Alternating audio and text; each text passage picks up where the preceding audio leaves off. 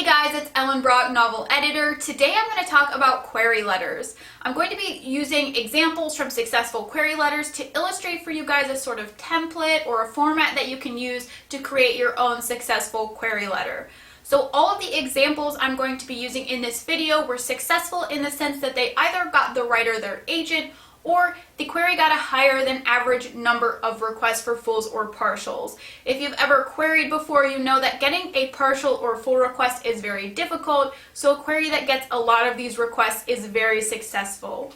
So today I'm going to be going over the plot summary element of the query. On Friday we'll be talking about all the other elements, the bio and the comparison titles and the personalization, but today I'm just going to be focusing on the plot summary.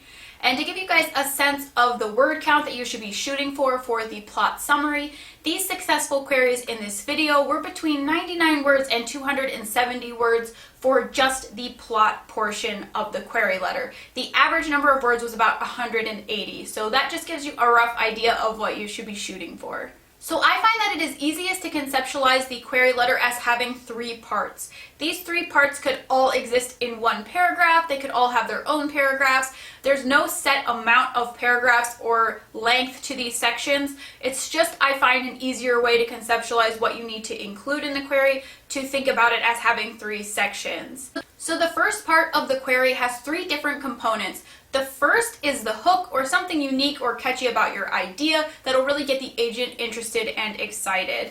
The second part is the status quo problem, either what your character wants that they don't have or what your character has that they don't want, the problem that they're going to be facing. The last part is the disruption of the status quo, or also known as the inciting incident, the thing that really disrupts things and gets the story set into motion. So let's look at some examples. This one is from Megan Jacobson's query for her novel Yellow, which was published by Penguin Teen Australia. If 14-year-old Kira is having a midlife crisis now, then it doesn't bode well for her life expectancy. Her so-called friends bully her. Whatever semblance of a mother she had has been drowned at the bottom of a gin bottle ever since her dad left them for another woman. And now a teenage ghost is speaking to her through a broken phone booth. So the hook in this query is really the voice of the character and also the ghost, which is an interesting concept. We also get a good sense of the protagonist's status quo, her problems in life. She's being bullied, her mother is drunk, she's having a midlife crisis, so we have a sense of what's going wrong. And then lastly, we get the disruption of the status quo or the inciting incident, which is this ghost in the phone booth. Let's look at another example. This one is from Cameron Eldridge's query for her YA novel Lucid, which got her 3 offers of representation and 11 requests for the full manuscript.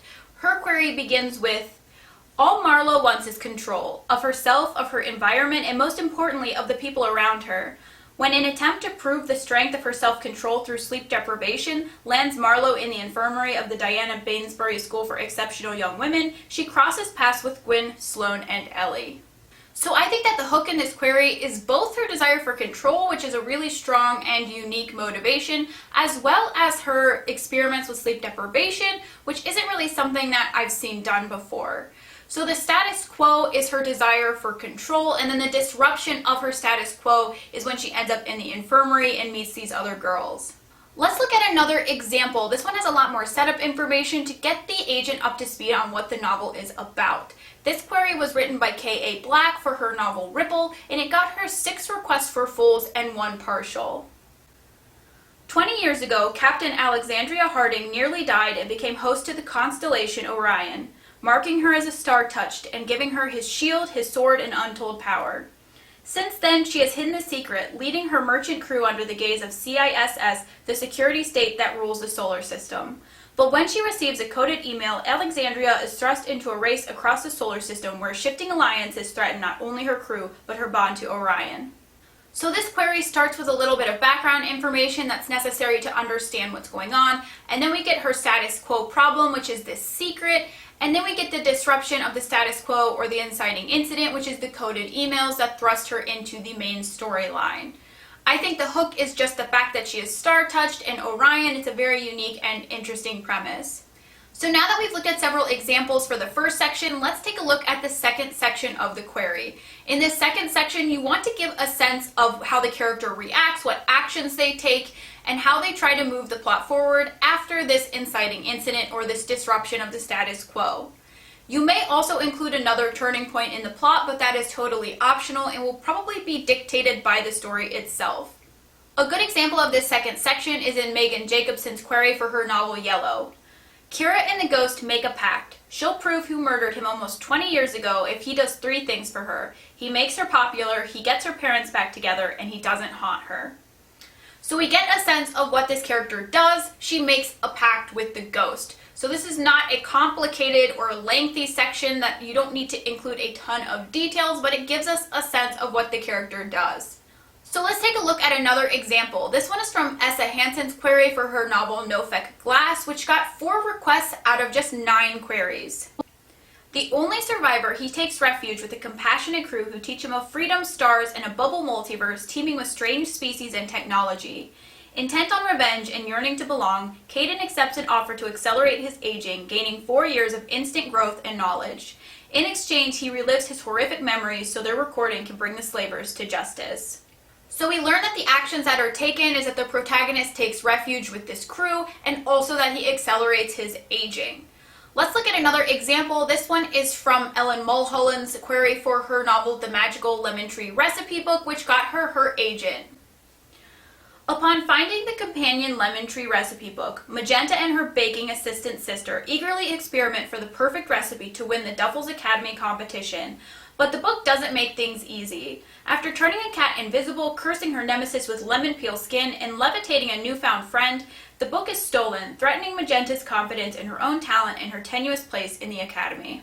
So in the second part of her query, we get a good sense of what the character does, how she reacts, which is that she tries different recipes and practices for this competition.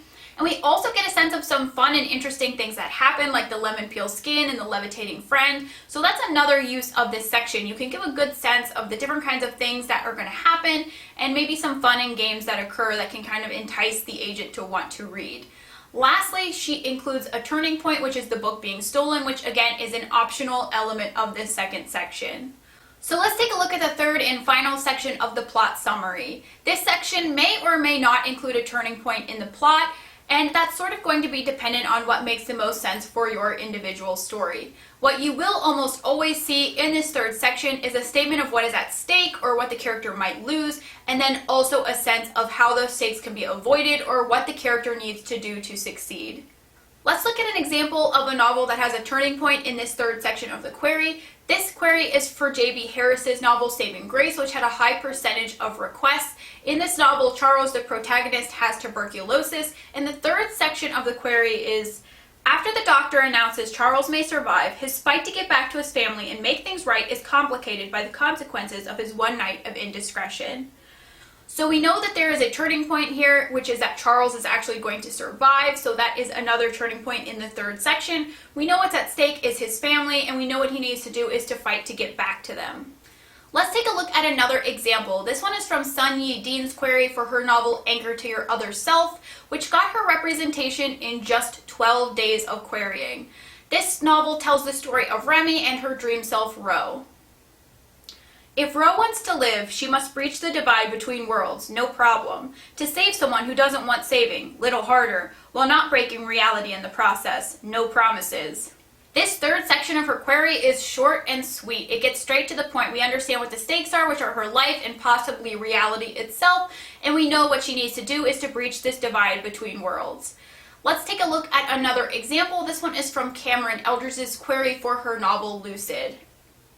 As Gwen, Sloane, and Ellie question their identities, realities, and the lives Marlowe has bound them with, they must find a way to wake themselves from her influence before they reach the end of a path leading to psychological destruction and death. So we know what's at stake is psychological destruction and death, and we know what they need to do is to sort of break free from her influence. So we get a clear sense of the stakes and what needs to happen to avoid them. So let's take a look at another example of a query that has a turning point in this third section. So this is the third section of Hannah Alcaff's query for her novel The Weight of Our Skies, which got her 21 requests and 5 offers of representation. But it's 1969, and on May 13th, the already percolating melting pot that is Kuala Lumpur boils over. As the Chinese and Malays wage war, Mel and her mother find themselves separated by a city in flames. And with a 24-hour curfew in place and all lines of communication down, it will take all of the courage, grit, and Beatles songs in Melodi's arsenal to overcome the violence on the streets, her own prejudices, and the gin's surging power to make it back to the one person she can't risk losing. So we get a good sense of the turning point, which is the war, and we get a sense of the stakes, which is losing her mother, and what she needs to do, which is to get through these streets during this dangerous time. So to do a quick recap, in the first section you want to include a hook, something that's unique or special about your story. You want to include the status quo problem or something the character wants that they don't have, and also the disruption of the status quo or the inciting incident. In the second section, you want to give a sense of the character's actions, what they do to advance the plot, and how they react to the inciting incident. You might also include an optional turning point in the plot. In the third section, there is another optional turning point in the plot, and then you will want to describe the stakes, what the character has to lose, and what action the character needs to take if they are going to succeed. So I hope this gave you some good ideas for how you can write your query letter. If you want to read these queries in their entirety, there's a link in the description so you can read all of them and get a better sense of how they flow and how they work. I will be back on Friday to talk about the more nitty-gritty elements of query writing, like the personalization, your biography, and comparison titles. Happy writing, guys!